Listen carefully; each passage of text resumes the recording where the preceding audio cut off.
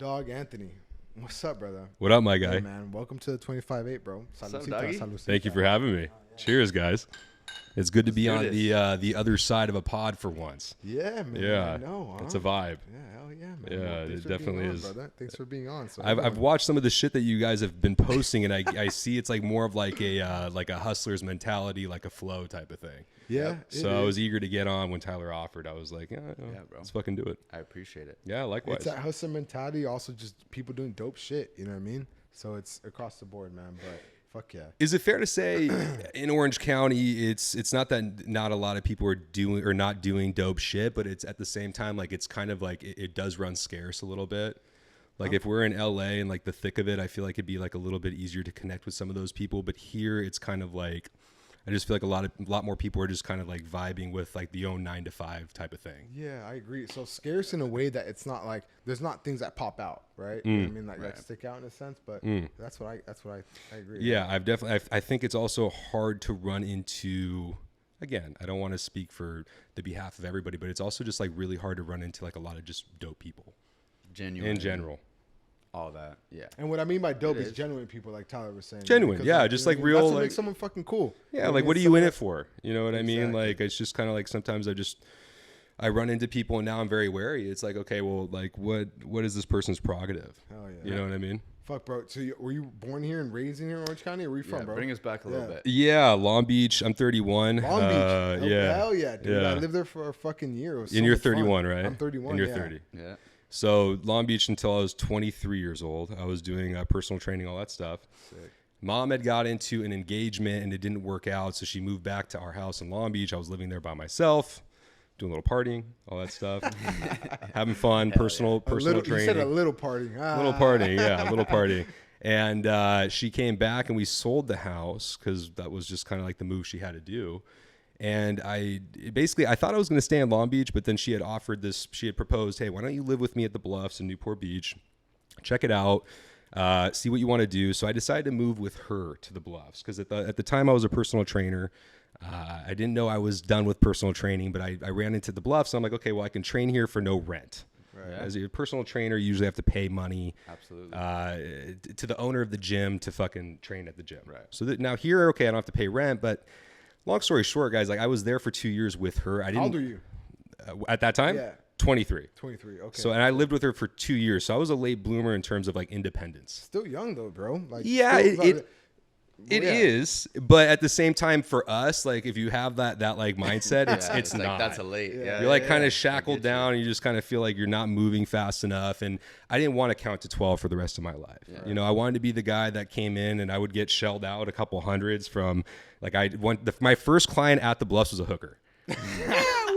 Okay, so wait. You gotta tell us about that. I will. But her sugar daddy was the guy who would walk in, park his Ferrari, and pull out like a couple hundreds, and it was no big deal to him, and it was everything to me. And I would collect that money, and I was like, I want to do what that guy does, or like, you know what I mean, something like that. We'll get back to the hooker if you want to, but long story, long story short, we will. But like, I didn't want to do that anymore, so I literally pulled out a loan. I moved to Costa Mesa at the 880. I don't know if you know where 880 is. Yeah. I moved there for 2 years. Exactly. I lived by myself and I was doing commercial real estate and I hated that too. And then COVID hit and I punched a wall because like I literally had like this nice pipeline and I had this deal that was supposed to close and it didn't. And I punched a wall and I was on my way to a meeting and I had to stop my car because my hand was bleeding. Oh shit. So I was like, okay, you know what? I had to park my car, cancel the meeting. And I was like, I'm never going to do a profession that I have to punch the wall again. So I started like doing some TikTok stuff. Dude, I love that, man. I can't be in. I've accepted that I like some toxic relationships in my life. Yeah. I can't get addicted to making money in a toxic way as well. Right. No, it's hard, man. Let alone like I need to let go of the toxic bitches too. But it's like I can't. It's not healthy regardless. So I had to let go of all the toxicity.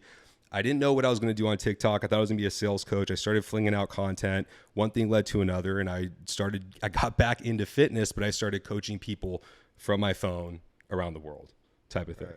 And now I'm never going to punch a wall. It's like no matter what happens, you can't punch a wall.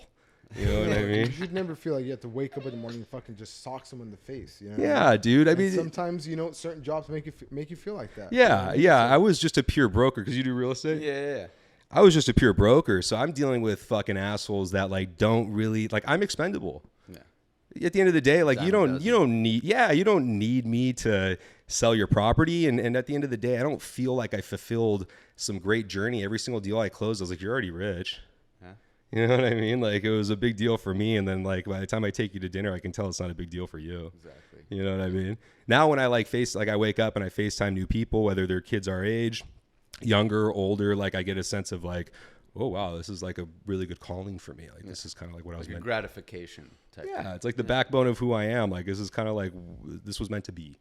But what got you into that? So back, high school, college, whatever that was. What catapulted you into fitness is like my thing? Because obviously it. You know why I'm smiling?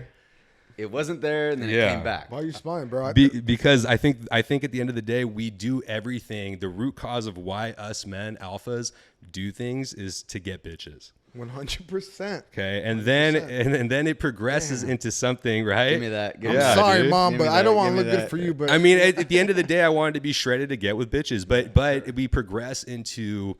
It becomes a passion. You do it for a lot more than just getting with girls, if that makes sense.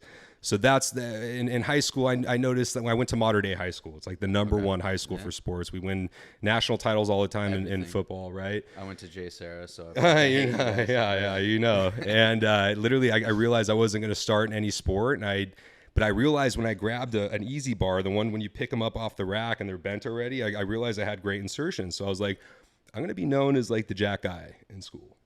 And then one thing led to another. And then I remember I wrote down senior year, my dream job was to be a personal trainer. Well, that wasn't really a high bar. It wasn't a, you know what I mean? It wasn't a high bar because I went to U of A for a year and I was just like, oh, I don't even need to be here. I can just pass my NASM CPT and be a personal trainer. And I wanted to be a fitness influencer and all that stuff, but I wasn't doing steroids. I wasn't really in tune with like what needed to be done. I thought my shit didn't stink at 21, 22 years old. I wasn't ready. So I basically said, fuck this. I'm going to do, something that actually pays the bills. I'm going to go into the 9-to-5 lifestyle almost, even though being a solid broker doesn't mean you work a 9-to-5, right? But you report to the office and stuff like that. And it's just funny. I do get a kick out of life because it's like, well, now I'm back in it, but I'm so far away from the industry because I don't associate with influencers or anything like that, but I'm in the thick of it. Like today in the sauna at Lifetime. Oh, you're Anthony. Yeah, dude. It's gratifying to like know that your work is being seen from people. People recognize you. Yeah, and it's instead of feeling expendable, I have a monopoly on the market because I'm the only person honest about what I do, and it's about doing it safely. What do you do? I teach people how to do steroids properly, along with optimal diet and training and all that stuff. But to just preach the diet and the training, it's like you're giving 66% of like really like the whole fucking thing, which is the gear protocol, and nobody gives the gear protocol. Right. So what does that look like though? Because first of all, that's scary, man. You know what I mean? Like, as a newcomer coming in, you think about that stuff. And honestly, what I think about is like the old days, the Arnold Schwarzeneggers, Gary Coleman's, the dudes that are walking around now, like can't even walk. You know what I mean? Like, so it's like, well, that's Ronnie Coleman. Sorry, not Gary Coleman. That wrong. No, I forgot. I didn't even hear Gary, but sorry, I heard couldn't even walk. I was like, that's Ronnie. But you know what I mean? Like, yeah. So yeah. But it's like all that health. But how did you? I guess one of the big questions that we wanted to ask first and foremost was like, how did you getting into that and then trying to catapult that? What research were you kind of doing, and how did you were you going to specific doctors? Were you doing your own research? Right. Like, what did all of that look like? Right. So I think to answer that right off the rip, when we do something to make a living on, you want to know the ins and outs of that business, right? Yep. Okay. If you're putting stuff into your body, exogenous hormones, you want to know what you're putting into your body, right? 100%. A lot of people won't even go on Google and do that first step because it takes a lot more than just Googling what you need to do. But what I realized, because I lived in Newport, I was 20. The day I moved from Long Beach, my mom sold the house, was the day I pinned myself with testosterone. Just fell on that day for the first time. Grant pinned me. Hell yeah. and I pinned Grant. Yeah, and I pinned Grant. And that same day, I moved to Newport later that day. But I went to my doctor and I would do bloods and all this stuff, okay?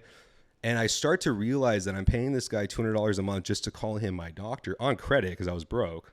Just wanted to have him as my doctor, go do my bloods when I need to. I don't need a fucking plan. I can just call. He doesn't know anything. He doesn't know anything about it. He just knows what testosterone does. He doesn't know what tren is. He doesn't know what Anavar does. He doesn't know a proper PCT protocol. Oh, so what's he checking then? He's just checking. He's just monitoring my bloods, and sure he's monitoring my bloods. The normal shit, like a physical. Yeah, and telling me to get off. Yeah. You know, and then but he would give me testosterone, but then he would feel bad about it. You know what I mean? So at the end of the day, I was like, okay, I need to take matters into my own hands. I need to learn this, and not only do I need to learn this, I want to really, really know what this does. And to bring up Grant again, people that don't know, that's my best friend. Met Tyler through Grant. Essentially, that's why I'm here. Love Ivan.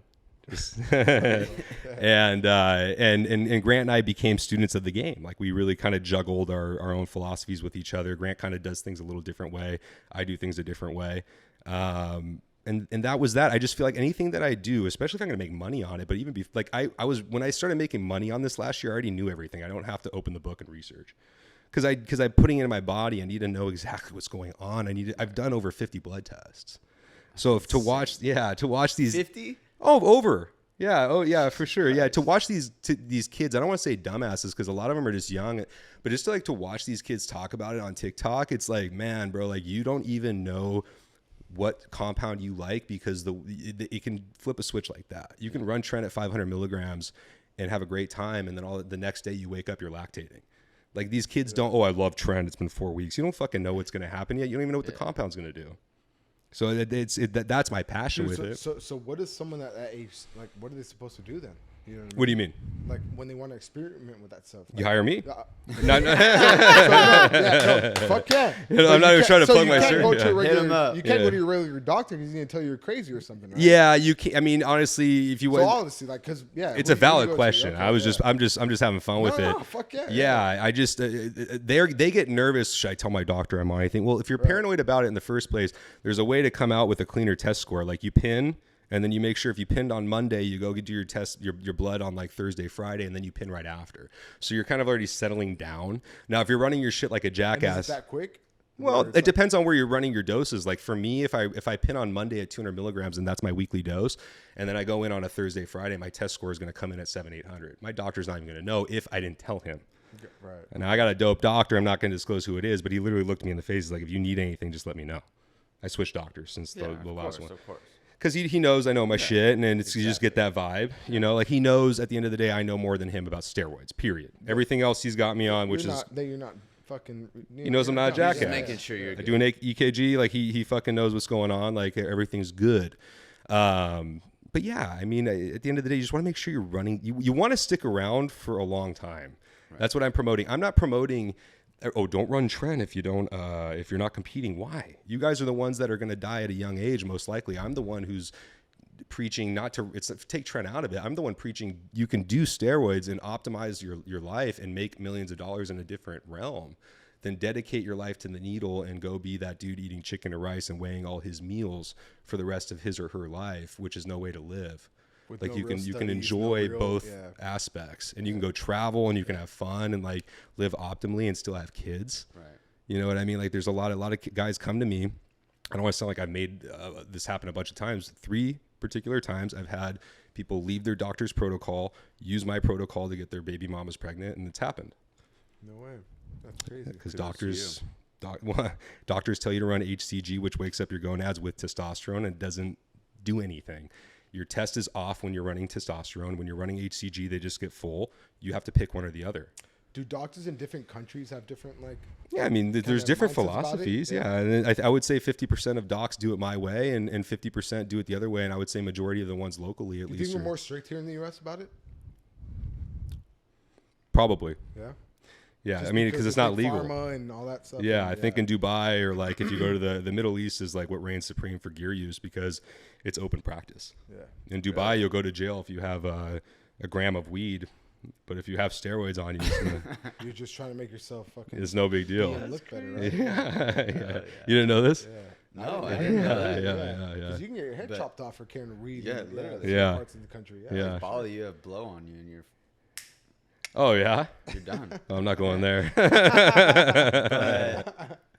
What, in terms of risk factor, right? Because that's like the scarcity of it, right? Like, okay, not being able to have kids, not being able to walk, sure, all this get it up, stuff. You know what I mean? Like, you know, when you're younger, your early 20s, mid 20s, 30s, even to, I'd say maybe, I don't know, correct me if I'm wrong, 40s, it's like, okay, that's kind of like prime. Once you get like 42, 45, 50, now you're kind of like, all right, you know, I'm not in my prime, whatever. So how, even now at your age or your clients, young, old, same age, whatever, how do you, or what do you tell them? And what's your kind of philosophy and the research that you've done in terms of just taking as much risk off the table, not just kid-wise, but just health-wise in general? Yeah. How do you navigate through that? I ask my clients not to speak in future tense with me and to stay in the present. If you want to do a cycle and get off, you're most likely going to do another cycle. Number one. But number two, if you want to, what you do is you get on a cycle, you do your PCT, you feel like kind of shit, but you get back to normal, and then you kind of decide, what do I want to do here? What's a PCT? Sorry. It's you just turned off your nuts for 3 to 5 to 6 months. Because of everything you were like. You're sticking yourself with steroids, and now they're off, and now you need to wake them up, and you want to stay fertile. And like there's 3 different things you can do. You can do your PCT protocol, and then you get off for good. Or you do your PCT protocol, you get off for 6 months, and you go back on, right? Your receptors are fresh. You can do a cycle, and then you can bridge with HCG. So now your nuts are, so you just did your cycle, you blasted, and now you're coming down. You pull your testosterone, you run your HCG, you spike up your test levels because it's a test booster. It also wakes up your nuts. So now you get nice and full. And then you can go back into a cruise, and then you can go back into a blast and run HCG, and that's a blast and cruise. So it depends on what you want to do. I can't promise you that you're going to be fertile. At the end of the day, I can give you a strong likelihood that I can keep you fertile. But at the end of the day, it's genetics. Yeah. Genetics are going to reign supreme on some people surprise me when they do a cycle. They just blow up out of nowhere. And some people I can't tell that they're on. And then I got to go be like, okay, I got to raise your carbs, and we need to raise your gear use a little bit. So at the end of the day, no one's like guaranteed full. Oh, you can't be guaranteed. Okay. You know why, bro? Because the gym here at Elements, for people that don't know, we're at this Elements apartment complex that has the best or the biggest private gym, either the West Coast or the United States. United States, right? And I guarantee you, I would say at least 50% of the dudes downstairs, if not 50, close to that percentage, are on gear, and you would never know. Absolutely. Yeah.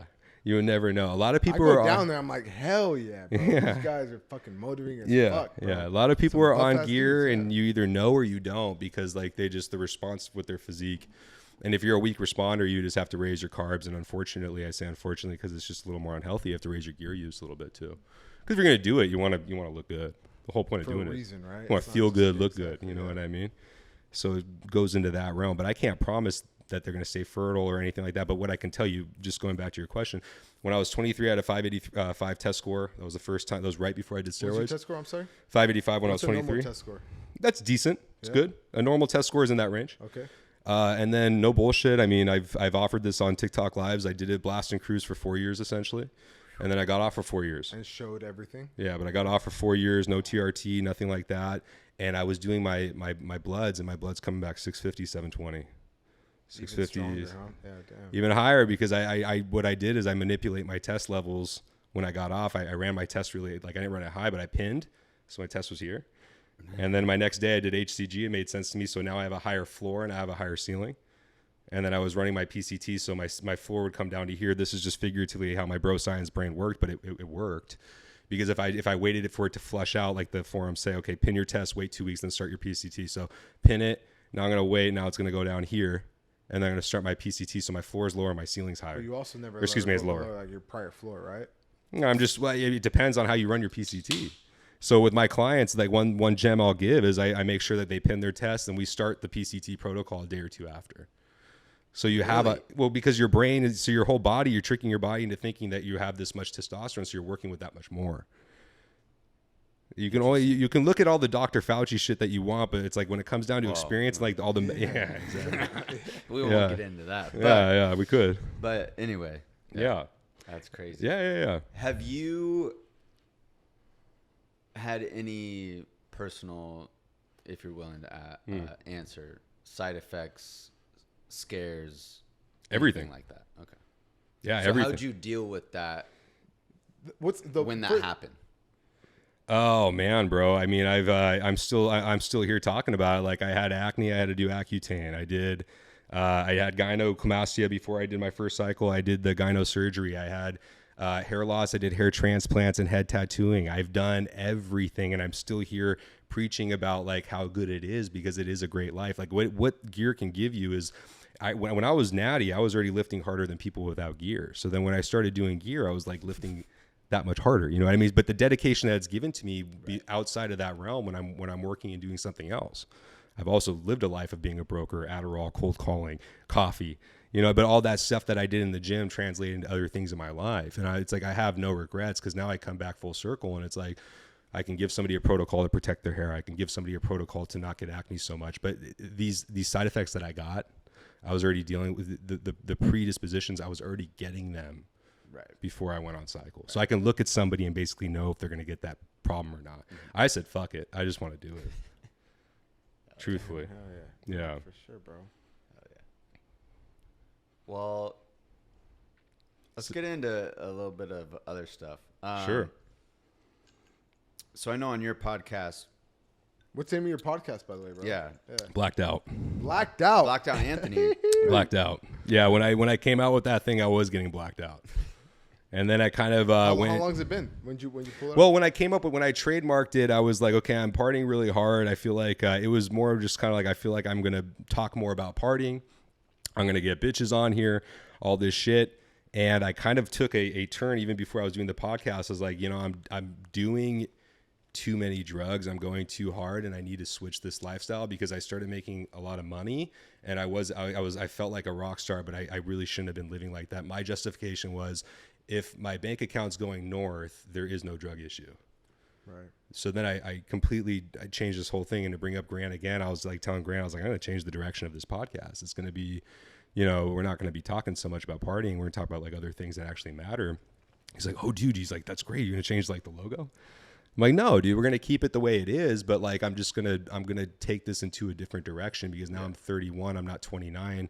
I trademarked it at 29. I was like, this is empty. And this is kind of like a vapious.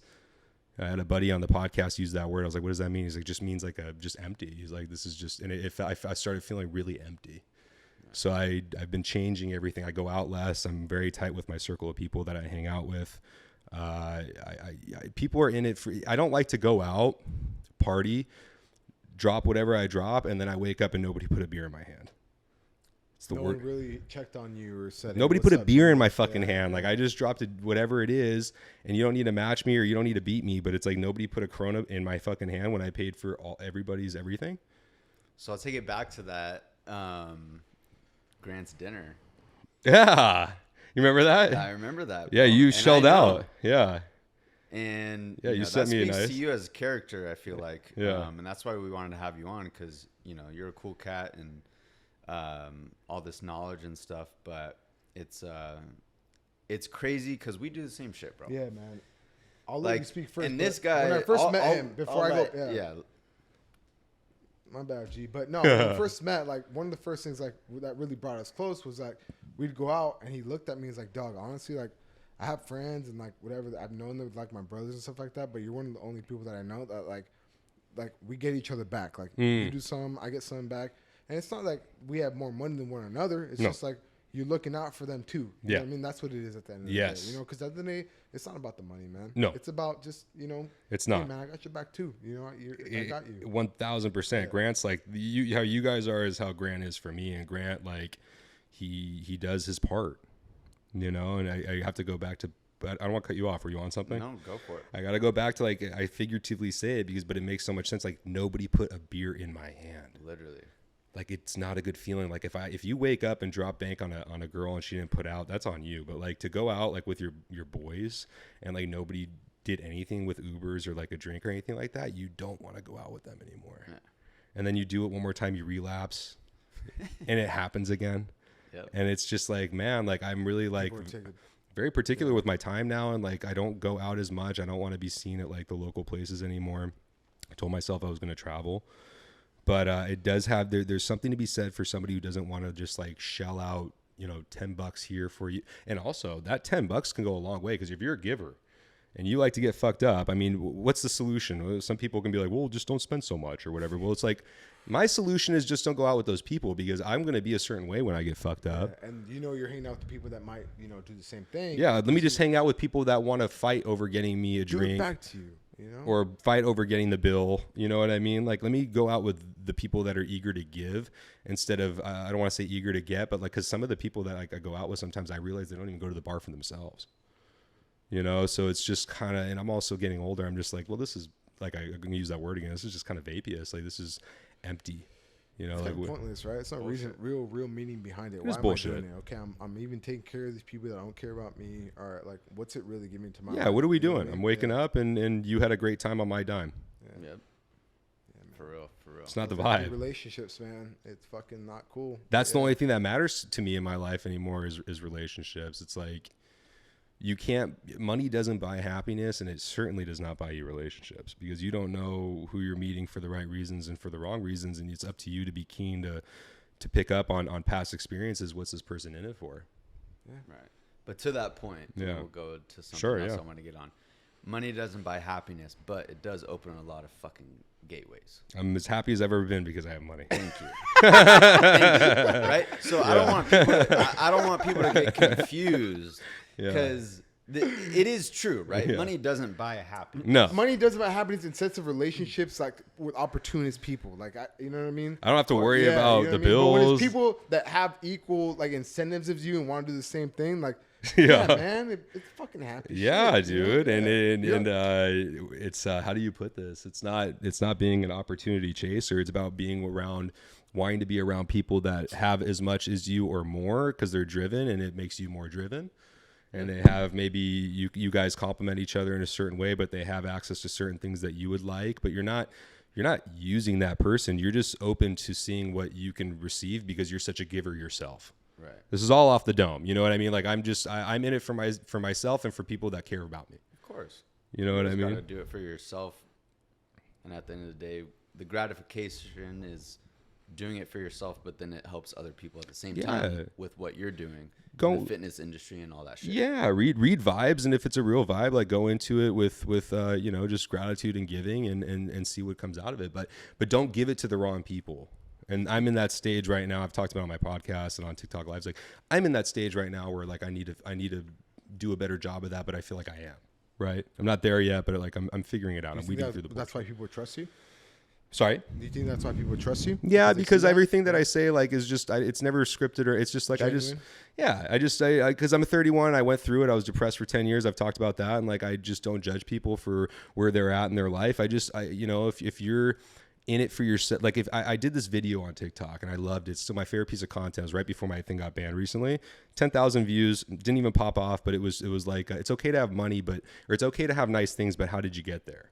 But how did you get it? It's okay to travel, but how did you get there? It's like, are you in it for just yourself, or are you in it for yourself and helping other people? I think that's what kind of decides where you're going to go in life and what your trajectory is, your character arc, basically.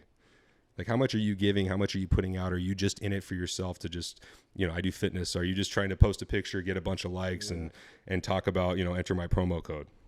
Oh, yeah, for sure. You know what I mean? What you've been through and you helping people using that goes like full circle. You know what I mean? That's why you're doing what you're doing. Yeah, I feel where you've been at and you get that, and I feel very lucky, fortunate, and rich in happiness in that regard because I get to interact with a bunch of people and I get to literally see the lives I change, and I'm being told like everything that I'm doing versus when I was doing real estate that there's none of that. And before that, when I was personal training, they don't give a fuck about you. You're getting paid. They're trying to haggle you $40 an hour. Yeah. Well, I said my rate's 60, bitch. Yeah. You know what I mean? Or whatever it is. Like, the real I was like, I want to monetize. I want to get this thing global. And when people come to you and I don't need to chase business anymore, it's a good feeling. You turn down people? No, I'm not going to lie. No, I don't turn down people because I'm all about volume, and I haven't gotten to the point where I feel overwhelmed on my phone that I can't handle the business. No, turn down people in a sense where you don't think that their mental state is like they're not in the right place for that like you evaluate them and you're like actually, right, bro, you should probably just fucking like maybe hit the brakes a little bit. Yeah, if you're overweight and you haven't trained or you're just getting into it and stuff, I typically just tell if it's your body, your choice. Like if you want to do fat burners and stuff like that, we can do that. I try to dissuade them from doing it, but at the end of the day, it's their body, their choice, and if they're going to do it anyways, I will teach you how to do it the proper way. Yeah, I respect that, man. Well, it's just not closing that door. They're going to go to someone else. Yeah. If they inquire and they want to be talked into it, I don't read anything. I literally just go, hey, bro, you sent me a lot. I'm not going to read it. If you're my client, I'll get into you.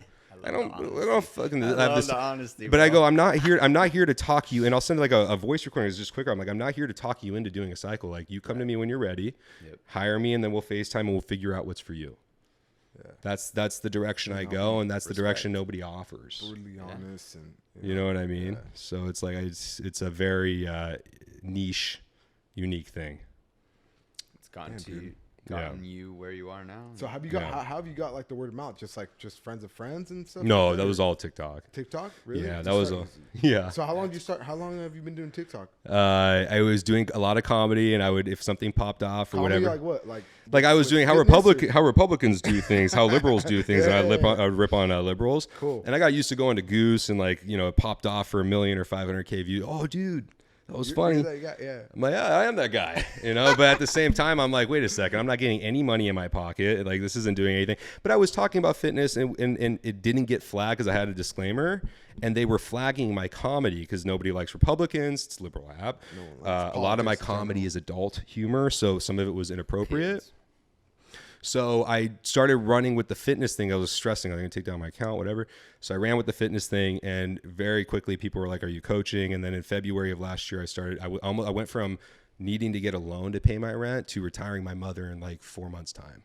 Fuck yeah, dude. Like, no, I'm not. It was literally like, and the thing, and the message I try to. You guys hear that shit? The message I try to give out is like, life can literally change like that. And I literally, like, for the longest time I would never do something stupid, but I never wanted it. Like, I would wake up just miserable. Oh, another day. You know what I mean? Why? Why was it? It took me a while for myself to get my own 2 feet on the floor. I just talked about it on my podcast that I'm not going to put I didn't have a rough upbringing. I just had a different upbringing in my early 20s where there was some setbacks. And then I was never happy with my appearance because I had really bad acne.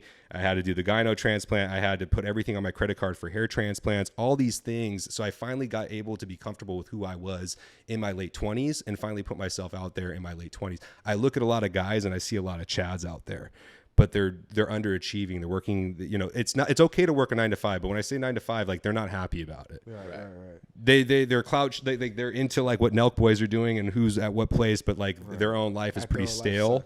And I'm like, what's wrong with, like, why aren't you going for it? Like, what has been setting you back? I've been wanting to strike like a cobra for like since I was like 22 years old, 23 years old. And now the fact that I get to be 31 and I get to live the life that I want to live now, but it worked at the perfect time. I love it. But to that, so let's talk about that, because ourselves included, I know I can speak for myself. I don't know about the both of y'all, but you always feel a little bit stagnant, or you could always be better, or you could always be at a higher rank, whether that's finances, relationships, status, whatever that looks like, status. So how did you navigate through that in terms of coming up on what you've already spoken about, and how that mentally got you in that state of mind of like, I'm just going to fucking go for it? And then, like you said, retired your fucking mom, doing what you do. Now you wake up happy every morning. You're not in that 9 to 5 rut of sitting on the couch playing Fortnite, going to sleep, waking up. I was in that rut. Same thing over and over. So how did you get there? The law of attraction. So I started reading law of attraction books when I was exiting my last relationship in March of 2 years ago. And, you know, I basically was always a miserable person because I I wouldn't end my day with gratitude. Therefore, I couldn't start my day with gratitude.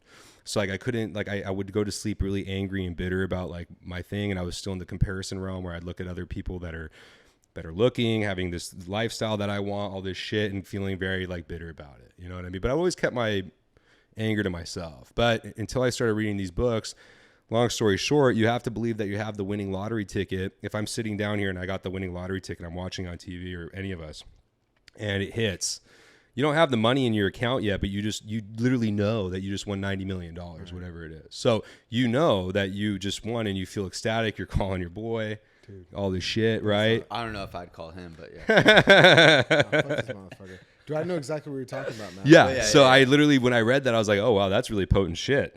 And to get to that point, to really believe that you're a winner and that you have all this shit that's going to happen, you have to be thankful for, I just said this on my last pod, the roof over your head. You have to be thankful for the blanket, anything. The fact that you get to brush your teeth at night with your arm versus somebody who got it blown off in, fighting for our country is simple fucking shit. And count your wins and literally go to bed with gratitude and be thankful for it and look forward to tomorrow. And that wasn't easy to do, but it wasn't as hard as I thought it was. And when I started doing that, and after like a couple weeks, like I was like reading more chapters in the book. This lady who wanted a husband, miserable her whole life, she started clearing space in her closet. She left room in her garage for another car. Like she practiced all these things and it actually happened for her. I was like, oh, I'm going to start looking at myself in the mirror and telling myself that I love myself and I'm going to be a big fucking deal. You know what I mean? And it's happening. That's dope. In the fitness industry, I am a big fucking deal for gear. It's a very special niche, but it's not at the same time. Like you either love it or hate it. It's been growing, man. So if you're about it, you fuck with me hard because I'm the only person that's on that app that's like genuine about it. And I read shit like every day and it just like warms my fucking heart. You know what I mean? And it's just, but I had to practice self-love to get to the point where I could get the message across, because sometimes I feel like I'm guided. I don't know what I'm going to say sometimes, and I just feel like it just comes off so smooth that it's guided from like this constant practice of like good mental health, which I'd never had until like the past 2 years. Truthfully. Yeah. I like how we went into gear and then we went into something more deep. That's what we're about. Yeah. 25-8, dog. Are you religious at all or anything like that? Or I was raised Catholic. I'm spiritual. Okay. You watch Avatar? I like that. My little brother does. Big Nar. Did you ever see it? Yeah, I saw it. I saw the first one. Damn, you never. Yeah, I feel like you didn't really fuck with it. I did, man. But you know what, man? I was really never into that stuff. Really, bro? Honestly, I was just always focused into work. Where it didn't let me like focus into movies or cartoons or anime or anything like that. I was just like, I didn't even play video games so much when I was a little kid. Good for you. I was a nerd. That's dope. Popular nerd. But I was fat. I grew up in a certain household where I was like, I didn't have like. I had the time to do a lot of stuff, but my mentality was like, how the fuck can I do something dope? Oh yeah, you were on it like way sooner. Yeah, man. Like I was only child. So okay, cool. Oh, are you? Yeah, my guy, I didn't know that. No, baby. Hell yeah, represent. Yeah, no, I have 2 younger sisters and a little brother, and okay, shout out to them. So you're the oldest. I'm the eldest. Yeah. So you basically just like woke up out of bed like having to represent the family. Like, yeah, like you man. just felt and that. my dad, stopped being around for a certain time, so it was just me. You know what I mean? So like I hold it down for my sisters and show them like what it was to be an adult and really go after what you fucking want to do. And I didn't have time to. I don't want to say I didn't have time for it, but I just really wasn't watching cartoons or playing video games or playing NBA or any of that shit. I was trying to figure it out. Okay, I was definitely. I didn't do the best job at it because obviously, like trauma and stuff like that. So you get into your little things where you're like, drinking, partying, hanging out with the wrong people, and stuff like that. So it definitely takes you some time to like, get to where the worst part is I don't know if you deal with the mental health thing, but like the worst part is like you are. And real quick, going back to the Avatar thing, that's my view on religion. Just so we full circle that. I believe in like when you die, like your energy goes out there and like good deeds create good flow. Yeah. But going back to what we were just talking about, it's like you see, how do I put it? You see success at a young age. Like I don't want to say it's not supposed to be like that, but because of social media and because of the internet, like you can see somebody pop 100%. Off at 20 or 19 or 18 or 17 or 16. Fuck, bro, I can literally go to like 12. And these people become rich overnight, and then you're like like fucking in your late 20s. You're like, what the fuck, dude? Like I'm eating shit still, and that's where it can be really toxic because those people are like 1 in literally like 10 million. Got very lucky, right place, right time. And if you don't stay focused on your grind, like you can get caught up asking that same question in your late 30s or late 40s. And that's like not it, dude. Like you want to be able to stay focused on your thing. I think I talked about the law of attraction until I was able to drop the phone and eliminate the self-comparison. It wasn't going to happen for myself. Right. And more focused on yourself. Yeah, for sure. I just couldn't look at that too, Yes, it's right in front of your face. And I just, sometimes people make it look better than it is. And sometimes it's as good as it looks, but it's at the end of the day, like you have to stay focused on your thing, because if you don't, nobody else will. Nobody cares about you but yourself. Excuse me. Yeah. Like your parents care about you, they love you, but at the end, if you take them out of the equation, like nobody gives a fuck until they do, and you have to make people care, and it's through your own fucking work, through your own hands. Oh, for sure, man. You know what I mean? 100%. I love it. 100%. I like the vibe, dude. It's like honestly. My last post, like, to who much is given, much is required. You know what I mean? Like, yes. If you're gonna be given something, like, you gotta know you gotta be ready for it. If not, you're not gonna get that. Yes. You know what I mean? Yes. So you always gotta fucking whatever it is that you're throwing out that you want to receive. You gotta know that you can be ready for that stuff. So you want a Ferrari, you gotta know that you're gonna be fucking not being a dumbass with your friends, drinking and being a fucking idiot, and like gonna get yourself killed or something like that. Right. Just certain stuff like that just falls into place when you're like, right. Put yourself in that different levels, and you're like, you know what I mean? I do know what you mean, but I also know that there's some dumbasses that do that and they get the Ferrari. That's true. That's true. But they filmed it, you know, and it caught on. It's just like I know. I wish I had an explanation for that. You know but it's just true in this day and age. You know what I mean? Yeah. But I know what you're saying because because real life person that isn't that lucky motherfucker that just hits the fucking lotto. You know what I mean? You definitely got to be ready for your fucking players, you know what I mean? Yeah, you got to grind. Yeah.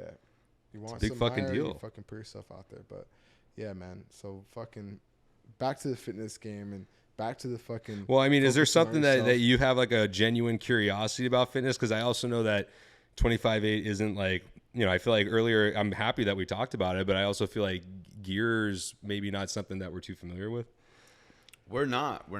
And, you know, I mean, we've heard about it and all that, but we brought you on because not just the gear, but just I think fitness in general and then the gear amplifies everything. Oh yeah. In a sense of not just physical but mentally. So I guess a big question that I actually had and I want to know, when you're on supplements, gear, all of that, in your mental state, because you've talked a lot about, you know, mental health, stuff like that. What, if anything, have you seen be a transition in yourself or clients or other people that you've seen that when they're starting to take gear, they're getting on gear and now they're seeing progress, not just physically, but internally, mentally. Right. Is there, what have you seen in that? I guess the easiest way to ask it is mentally, you know, personally with you, what have you seen with that as a mental shift when you're on gear compared to maybe when you're not on it? It could be your best friend or it could be your worst enemy. So like if you're running your cycle like a jackass or just with little to no guidance and you go into it blindly, like you can have a very bad experience and you'll be the guy on social media in the comments being like, don't do it, it's going to fuck up your life, blah, blah, blah. Or if you run it properly, like the way I was explaining, if we had the bottle of tequila, we were ripping shots earlier. If you have a bottle of tequila, so I literally show this to my clients on TikTok Live. I go, few shots, good time. I go, whole bottle, asking for issues. So it's how are you going to run your shit is going to decide like what you're doing. Cleanse is like a fat burner that can fuck with your heart. But I've run cleanse so many times and I've checked my heart so many times and it's money that it's like, how are you running it? Are you running it like right off the rip, like very high? Because people don't feel side effects with clenbuterol, girls and guys. And they want to feel the sides to know it's working. And that's not what you do. Like just because you don't feel something, consider yourself blessed and you just don't have a bad, you're not sensitive to it. Right. That doesn't mean rev it up, triple the dose. You can stress out the ventricles in your heart and you can have a huge issue. And that's when you start like. Yeah, I'm not going to name the person because you know who it is, but I'm playing Xbox a couple years ago and he goes, dude, he's like, I'm so fucked. It's like, I feel like something's really fucked up. I'm like, what's going on? He literally, like, I thought he was going to call the paramedics when we're playing Call of Duty because he ran too much clen his first. I'm like, how much did you take today? 80 micrograms. Well, you're supposed to start at 20. 20, yeah. Yeah. Oh, you ran 80 your first day? You for sure fucked your heart up a little bit. Damn. Long term, I don't know. Short term, yeah, you fucked yourself up a little bit. So it depends on how you want to run your shit. There is no steroid that, like, so halo testing real quick. Say it again. Halo testing. Halo. Okay. It's one of the harshest steroids for your liver. No shit. I'm running that. I haven't touched it in the past 2 weeks because I'm drinking too much. But I was running that in the beginning of my cycle 3 to 4 times a week.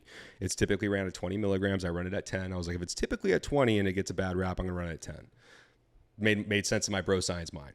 I go, okay, so that's the first thing. The second thing is if I'm going to drink, I don't advocate drinking on it ever, but I'm going to space it away. So if I'm doing it Monday to Thursday, I'll drink on Saturday or something.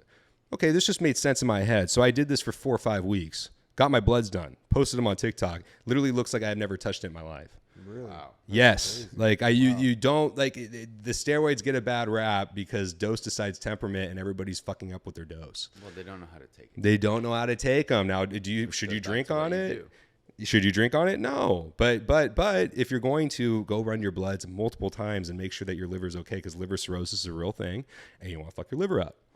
Sorry, and take it back to that. Are you going to real doctors for that? Like, I do go to my doctor. Okay. Yeah, I feel you're just fully transparent, and they're the ones running your test. Yeah, are they like other doctors that you can go to for just like steroids and stuff? Great question. You can go to other doctors. Not everyone's like open to going to like personal doctors. No. You know what I mean? Like, yeah. No, but you can go to those doctors, like the clinic ones, that are going to overcharge you for everything, for your gear, for your blood test. Your insurance won't cover it. It's a separate thing. It could be $300 for a blood test. Well, truthfully, if I'm doing a cycle like the one I'm doing right now, I plan on doing 4 blood tests. I don't want to shell out $1,000. My insurance covers it, and I find a doctor. I left my other one because of different reasons. It had nothing to do with gear. They were trying to bill me too much. So I went to this new doctor in Newport Beach, told him the situation. I'm going to be in here a lot, and it's not for STD checks. Like, I need to get everything fucking checked out. Like, this is what I do for a living, all that stuff. Completely cool with it. Now, I know that's a one-off thing, but if you can have an open relationship with your doctor, it's great because your insurance will cover that blood test, and you're paying $8 versus I feel so bad. A majority of my clients are paying $200 to $300 for a blood test. We need to do 2 to 3 for the cycle. So just find the doctor that works for you. Then, it would be the best way to do it. Yeah, and I feel like some of my clients live in bumfuck nowhere where they don't even have a doctor like an hour next. Like there's a life out there we're not familiar with. Like little towns in Texas and stuff. I'm like, fuck, dude, I have no idea. I'm sorry, man. Yeah. Well, I don't even know if I'd be taking up the gear life if I couldn't be checking myself out like that. You know what I mean? Like I think about it that way sometimes. I'm like, oh, that's fucking. So definitely should not be running it if you're not checking yourself out, like blood tests and stuff like that. You can't. Yeah. You can't want to take upon this lifestyle and then not have to do the repercussions. It's more high maintenance. It's a tougher life. You have to be on charge of your blood pressure and all these things. And if you don't want to answer to somebody at the end of the day, you don't deserve to do it. That's what I represent. And if you don't know me, or if you don't like what I talk about on TikTok, you don't get to know me, like you automatically hate me. I'm just preaching how to do this properly. I'm not advocating it. But if I wasn't on the app or if I didn't exist, people were going to be fucking up their dicks and fucking up their life. And I'm here to make a difference and not let that happen. Get that boner and bang that hottie. I got your back. Follow me. Yeah, exactly. Honestly, it's a fucking blessing, dude. Yeah, let's get into the hooker story. I want to know a little bit about you had the hooker story? The funny thing remember when I was talking about first client in Newport was a hooker. Yes. Oh, yes. That's what I want to know about. And then we kind of flew by and we talked about other things. But you said you'd come back to it, and now so I'm not going to name her, but God, like I still to this day we're friends because she came from Bakersfield, California. Shout out! Are you kidding me, bro? Okay, so wait, we have to pause real quick. So it's probably one of our cousins. I'm sorry, bro. So we both have family in Bakersfield. Okay. Anyway, yeah, they practice like human sacrifices over there. But so she came down, and man, she did not look too good. You know what I mean? Like, I was surprised that this guy was paying for her sessions, but. I trained her for on and off for 2 years because I was there from 23 to 25, and she kept looking better every 6 months, like big fake tits, and then she'd get like ass implants and then lip implants, and then she got a nose job, and she went from like a 6 to a 9 over 2 years' time. And now she's with the same guy, and she lives here, and she's having a great life, and he drives a Ferrari, and they love each other. She loves him because like he gave her the life that she always wanted. He loves her but they have fun. Like I'll see them sometimes wherever at Corona Del. Last time I saw them was the Christmas walk last year. Love it. Corona Del Mar, we're getting lit. Oh, what up? Like, adapt him up and all that stuff. And he's still a young spirit. You know what I mean? And they're having a great time. And I just look at her and I'm like, whoa, you came a long way, both of us in different ways. You know what I mean? It's just kind of fun because we have respect for each other because of that. Like I've seen her at her low and she saw me at my low. Type of thing. Yeah. But also like in Newport there's actually a lot, maybe not so much anymore, but I do know like 2003 to 2000, like basically when the Irvine company developed the newer properties, a lot of sugar babies were coming into the realms. Yep. Yeah, like a lot of escorts, a lot of hook, whatever, Or you go to A's, or you'll see it right away. Yeah, they'll try to get you to do like swingers and stuff like that, dude. Like last time I was at A's, oh, you guys want to like go to like this house afterwards. I'm like, why? You want to fuck the chick? Like, get your greasy paws off. So do you get girls like that asking you to train, or is it mainly? I get my stuff. Truthfully, bro, like I would say 9.5 out of 10 clients are men, and then the few women that I have are around the U.S. or whatever, and it's not like that. If somebody asks me, girl or guy, to train them, I won't do it. There's not an amount you can pay me that's worth the time that's sensible to you and sensible to me when I can make a lot more that much quickly, like online. There's no financial ceiling online. If I have to go in person and charge X amount of dollars, it's really just a waste of both of our time. And I don't want to be accessible like that. Yeah.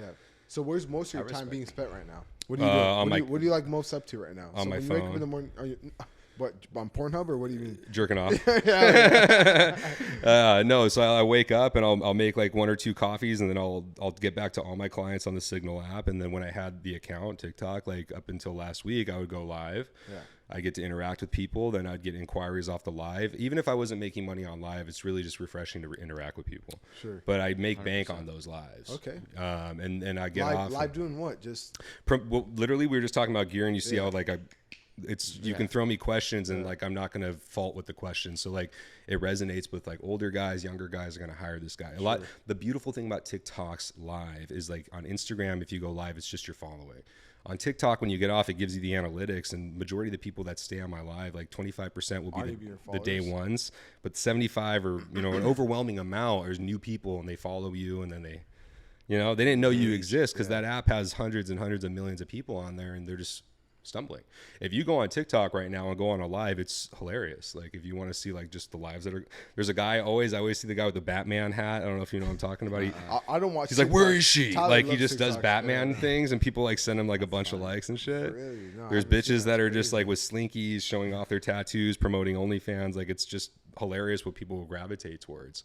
But they give you the opportunity for exposure.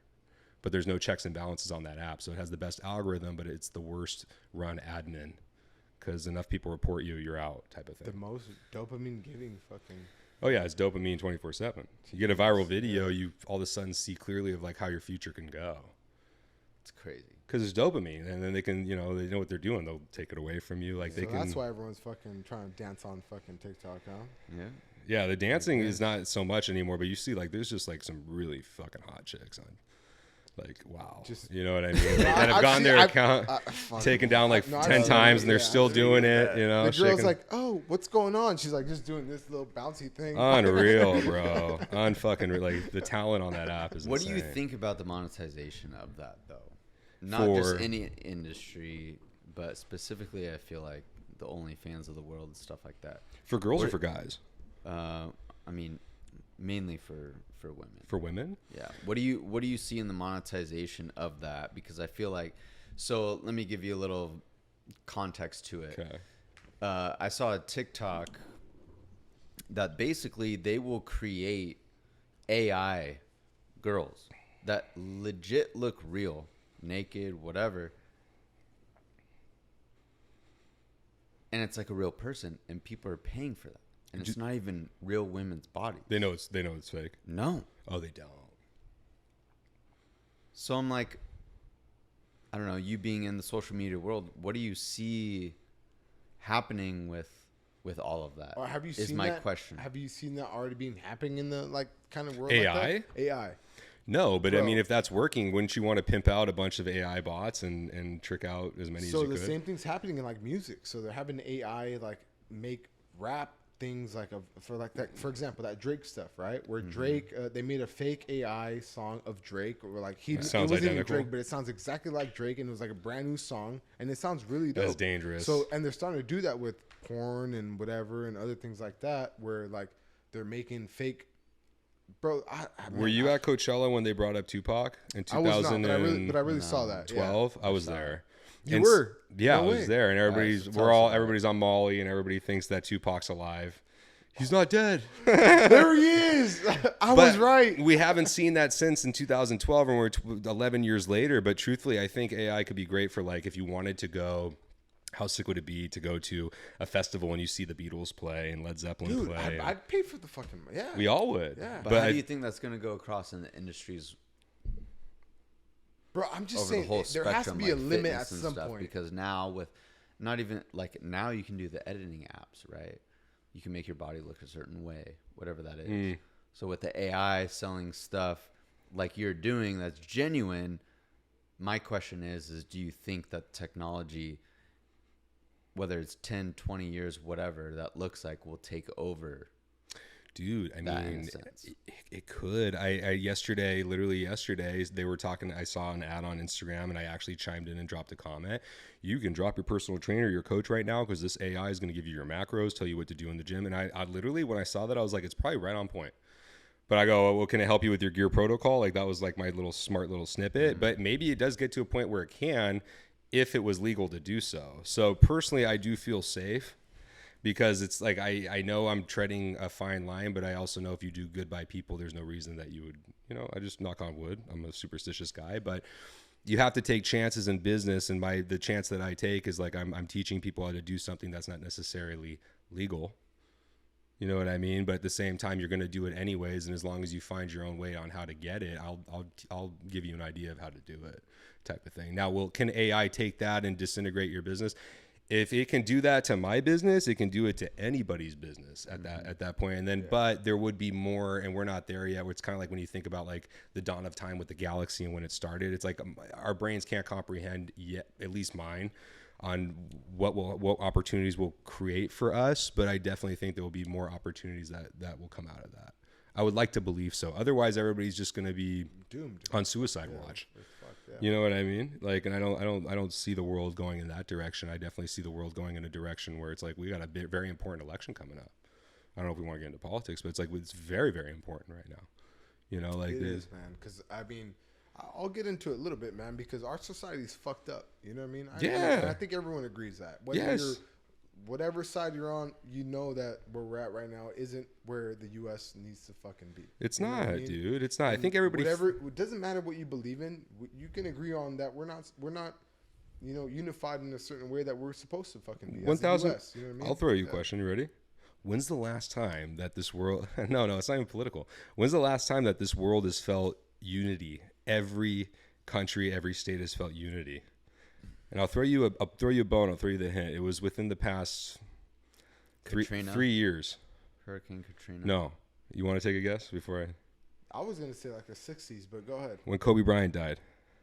Oh, okay, yeah. Everybody had unity.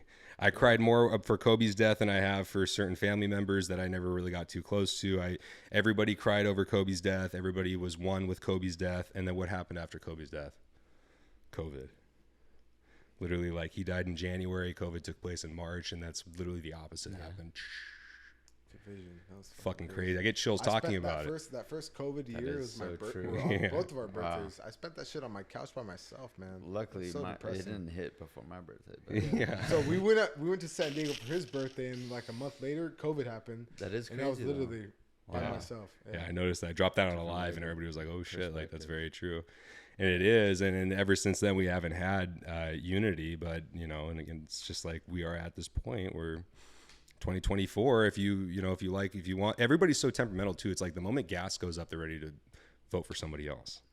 The moment you fuck with somebody's bank account, like they're kind of ready to like switch over to the other side. Mess with your money, mess with your emotions. Yeah, you gotta like kind of look into like, well, what does this person stand for versus what does this person stand for? Trump is definitely an asshole and doesn't say the most smart things at times, but he gets the job done. And if I'm voting for a president, I just want somebody that I know can do the job properly, and he did. But I'll let you take the floor after that. I don't know how deep you want to get into politics. Well, I mean, fuck, man. I got a picture of what shit, man. Yeah. But there are some presidents back in the day. I mean, like Clinton got shit done. Yeah, he did. And I'm not talking shit on Clinton. He did. And he was on the blue side. So, like you said, it doesn't matter who it is, whether and you said as well, left, right, middle, whatever. It's just who gets the job done and who's going to benefit us as the people, not getting into politics and all that. But yeah, I just want someone right now that's really focused on like real life situations. Like we're too focused on, man. Hey, do you want this to turn into China? Communism. That's all I'm gonna say, because everybody doesn't believe it until like, oh, they invade our land, and now it's like now it's a whole different fucking ball game. your freedom of speech of wondering, transgender Olympics and all that stuff is gone out the door with the moment. That's just important right now. That's the least important thing in my agenda for sure. You know what I mean? There's other things that are... It's a hierarchy of issues. Yeah, that are more important than that. And nothing to, degrade that, a certain topic and, talk less of it or whatever.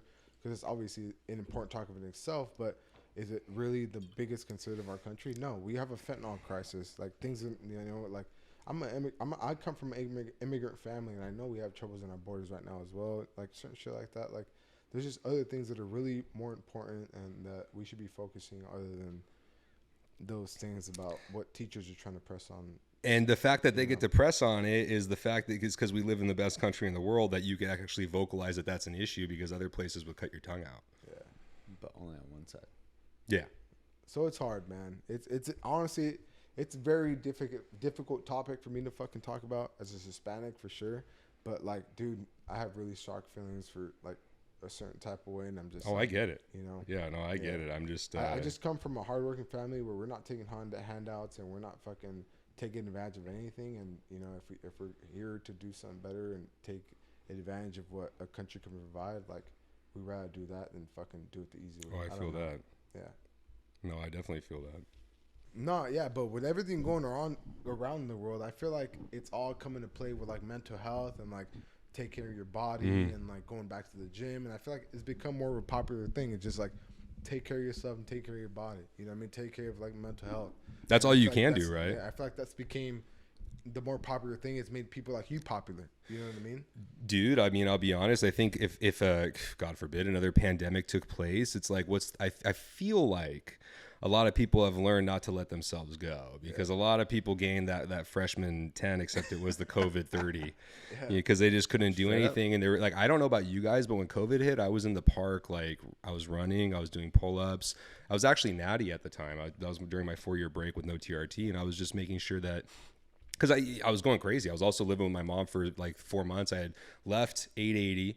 I went back to her place, and I was trying to like figure out my next move because I didn't have somewhere to move. And then COVID hit, and then I was fucking a chick on the couch at like 2:00 in the morning. Hell yeah! And I was but it's a 1-bedroom, so she opens the door. She's like, "Who the fuck is?" You know what I mean? I'm like, "Oh, I gotta get out of here. This is not it, dude. Like, I gotta fucking go in." But I truthfully feel like if the pandemic was to hit again, I don't think people would let that happen again. But coming full circle, one thing I couldn't stand about what I was doing as a commercial broker was I worked my ass off. I was supposed to have my first 6-figure year, all that shit. And then COVID hits and I lose my pipeline. I wasn't working with senior brokers, so I didn't have these different deals going on. I had three deals, 2 in escrow and like 1 I was working on. Okay, these are going to pay me bank. They're going to close. Even when I renegotiated, like the economy took precedent. I couldn't do anything about it. So at least I'm in control of if I need to lower my rates, if I need to offer something cool, like if I need to get unique, I can think about it. But I at least know that I'm in control of my financial ceiling still, right? For the most part. I sit here saying that as I lost my TikTok account, new business is taking a ding. You know what I mean? You're always going to be dependent on something, but if you can limit your dependency, all your eggs in one basket, like, come on, man, if you can limit your dependency as much as possible, that's the best thing you can do. And I was also thinking the other day, like, how do you fully limit your dependency? It's like you got to just find that financial freedom of like when you just finally, whether it's a product or whether it's just so much exposure that it's undeniable, there's something out there where you really don't need to rely on anything anymore. You know what I mean? I think the goal in life is to get to that point where you really don't have to rely on anything anymore. You know what I mean? For sure, man. That's kind of that's honestly what I'm chasing right now. I want that immortality feeling of whatever. It's all good. And it all comes full circle with just, first of all, is just fucking feeling yourself, making yourself like feel well. If you don't mentally don't feel good about walking around in public, it's just, that's gonna make it's gonna. I was like that for a while. Bleed onto your work and stuff like that. Yes. Know what I mean? So did you deal with that? 100%. You know what I mean? When you walk around fucking shrugging your shoulders, like not feeling your best, you know what I mean? It bleeds onto your work. You feel jaded, stuff like that. But if you walk around feeling confident, going to the gym, take care of yourself, it bleeds onto fucking your work and you start killing in other areas. You know Real confidence, consistency. Yeah. Waking up and having a purpose. I think that's like a lot of people lack that, and I think we all want to. The journey of this podcast is to inspire people, right? Exactly. Thank you. Inspire, motivate. I mean, all that shit. But like at the end of the day, I think what would matter the most to you is if 100 people are in your DM saying, "Oh my God, that last episode was so moving." Like I fucking, or like 2 years later, like somebody goes, "Dude, I literally have been watching your shit for so long, and because of everything that I've watched, my life is at this point now."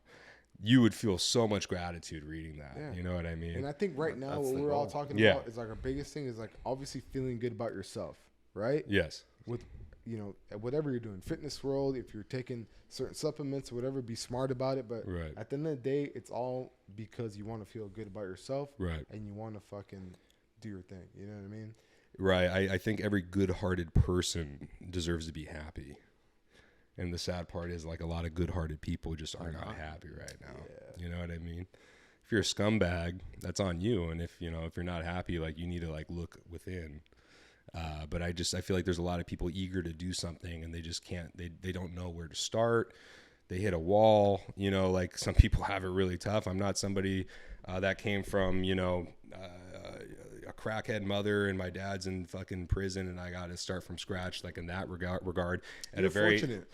We all are, you know what I mean? Like it's like, right, but it's just like we all had what's relative to them is what's relative to us too. Like when the different ladders we have to climb, they're different ladders at the end of the day. But it's like, well, how far did you drag yourself up from?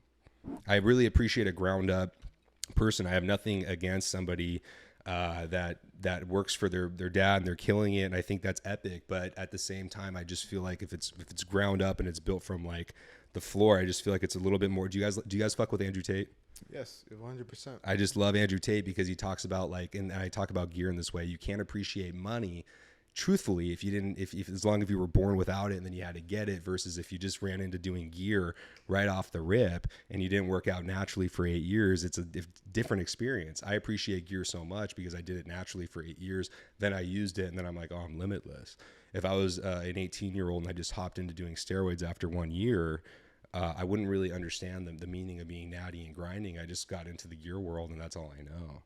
Yeah. I'm awarding myself off days. I'm taking, I'm doing what I need to do, and this is all I know. But truthfully, my philosophy on these things of like limited off days and all that stuff is just because I did things so natural for 8 years, and now I'm doing, you know what I mean?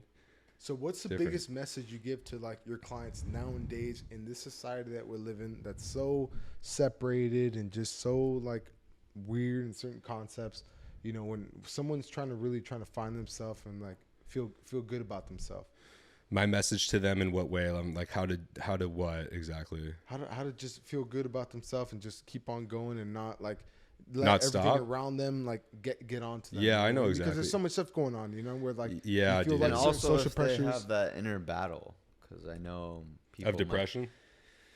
Just anything. It's like, hey, should I do this? Should I not? Whatever. So how do they? I can just in a mental state. I can just be really relatable, and there's nothing. So if somebody's going through it, it's not like I haven't gone through it for a long time. Not to get too intense, but in my last pod, I talk about mental health, all that shit, and my last two. And like, I know what it's like to go to sleep if you can't go to sleep at the end of the night. And the only thing that calms you down is you would never act on it. Right. There's different, but the only thing that calms you down is how you would end it. And it gives you calm that there's an exit strategy to it and you can go to sleep. It's fucked up. But I come from that place where it's like when I talk to people and if they're at that point, I can relate with them. So I can at least like, we can have a heart to heart. And there's only so much I can do, because at the end of the day, like, you do have to drag yourself out of it. And there's a solution for every problem that you run into in life. It's up to you, huh? But also, like, some of them are immediate. Some of them only take a little bit of time. But at the end of the day, like, some take some time, dude. And you got to weather that storm. And usually when you come out like that much stronger. And that's what everybody, all these guys, they talk about, all these the business entrepreneurs, they talk about, you have to eat shit and all that stuff. But we need somebody. I want to like talk about like eating shit. Right. Yeah. I know what your life's like now. Like talk about the shit that you ate, and like, is it okay to talk about that? Like, for example, a fucking Liver King and stuff like that. He came out here like, oh, I do this and that. But it's like, bro, you weren't really doing this and that. You were doing this and that plus this and that. His product line is all. I just was in the sauna today with somebody who does his products, and he's like, we were supposed to do like 1 million units, and now since he got popped, he's like, we're doing like 20,000. I'm like, damn, that's crazy, man. It is crazy. You want to know what else is crazy? Sorry, what? No, so I'm just gonna ask, like, what's in the future for you? Like, what's going on? What do you got going on other than? I mean, this is a big market for you now, like because it's becoming more popular. I feel like in the new culture where people are more focused on like getting themselves better and maybe taking certain things to enhance their bodies because fitness health has become a thing now. I feel like more recently than before. You know, and so. What are you thinking about? What's next for you? There's two paths. There's the path of I get my account back and I can go down the path I wanted to immediately, which was like right when they took my account down, I was actually pivoting my content into my voice doing, voiceovers where it's like law of attraction and showing like happy moments, maybe me in the gym for a second, scenery, but then giving a message with my voice, like a narrative, like kind of like a Morgan Freeman vibes. That's where I was doing my last two posts, and that's where I was going to go. Then I have you can pin your posts, and I'm still a coach. I can go on live and talk about that. That's where I'd like to go if I got my account back. If I don't get my account back, I would probably halt the brakes on posting on social media for a month or two, travel, regroup my mind, and I would probably tackle the law of attraction thing with new accounts and do that because I would love my TikTok to be open because it funnels so much new business, but I am set. I'm good. I'm blessed in that regard where I don't need it to have a good life, but I would like to have it to transcend quicker. Right. But that obstacle that I've been given right now is I don't have the account. If I get it back, great. That's the path. If I don't, I'm going to sit back because you got to be in a good mood to do really good things. In my opinion, like you can post content when you're in a bad mood, but it's not going to be as good. So I would have to recenter and travel and just get my mind off of things. I know how my brain works. And then I would go down that route of just kind of doing more of law of attraction stuff, a deeper purpose that gives off like how to be financially free. I feel like that's the message I should do. Last thing I'm going to say, like I posted on I don't know if you saw it. I posted, I was like in my feels, drank wine, I was on shrooms, and I posted this thing. I just took a picture of like a TFCI. Sorry. Yeah. Posted like a black thing where I just, a black, background. I just put my font and I was like, views are great, but I'm after like a deeper thing now where I just want to post content that's either not available or just very rare that gives off a bigger message. Like that's where I'm at. So how do I get there? Those are the two routes. And hopefully I can do this route, but if I'm not giving back my account, it happened for a reason. Yeah. Just like them flagging my comedy and I had to pivot and I was freaking out. I had to pivot. I went into fitness. And so, it's whatever I'm given, I'm given. I mean, the law of attraction kind of goes like, it is what it is, and like it happens for a reason. Yeah, right? Dude. Let's just have people that talk more about, the dark times, or if you don't want to get that intense, just like stuff that's not talked about too much. Because if you want to be the 19, 20-year-old influencer, even our age, and you want to post stuff that's just more bubblegum and like, clicky and stuff, like you'll get more followers, but it won't transact to more monetization. You're gonna have more followers, more just like, okay, let me like watch what's going on, let me get a good laugh. But like when you want people to fuck with you, and like if you were an avid person of whatever the product that you're building is, you don't need to have 1 million followers. If you have 10,000 followers and 500 people buy your product, that's actually like you're comfortable. If you got 50,000 followers and 2,000 people buy your product, you're rich. And then if you have 100,000 followers and 10,000 people buy your shit, you're fucking wealthy. People look at the followers too much. It's really about like, what's the quality? And you can never have a scale of that until you show them the bank account or you show them the numbers. But what is the quality of your following? That's the most important thing, truthfully. It's like the views and then the bank account. Like, the actual traction, right? Where you're really getting out of that, right? The people you're really inspiring. Because you can have 1,000 views because your shit's like hitting algorithms and stuff, but if people aren't really clicking the like, they just aren't really messing with you. Yeah, how many people fuck with you? Yeah. Or they turn off the fucking likes on Instagram so you don't know how people. Yeah. Oh yeah, people are doing that one too. You got 12,000 followers, but you got 1 million followers, but you get 30 likes. Mark, but it's what off. does that mean now? Yeah, exactly. No. Well, everybody has a check mark now too. That's another embarrassing thing. I don't want it. Jesus, I don't want it now. You don't even want it anymore. Yeah, my DMs have a bunch of check marks. Not big enough for that to happen. You know what I mean? Like, Jesus Christ. But my man, Anthony, man, we appreciate you, bro. Thank you Likewise. for being on with us, man. Yeah. We really learned a lot from you. We're definitely going to keep on chopping with you, like, outside of the podcast. You guys are going to be on mine after this one. We'll have another episode. We're going to run it back, guys. So we're going to tune in on his podcast. The name of his podcast is Blacked Out. Blacked Out. Yeah. BLK. What's that?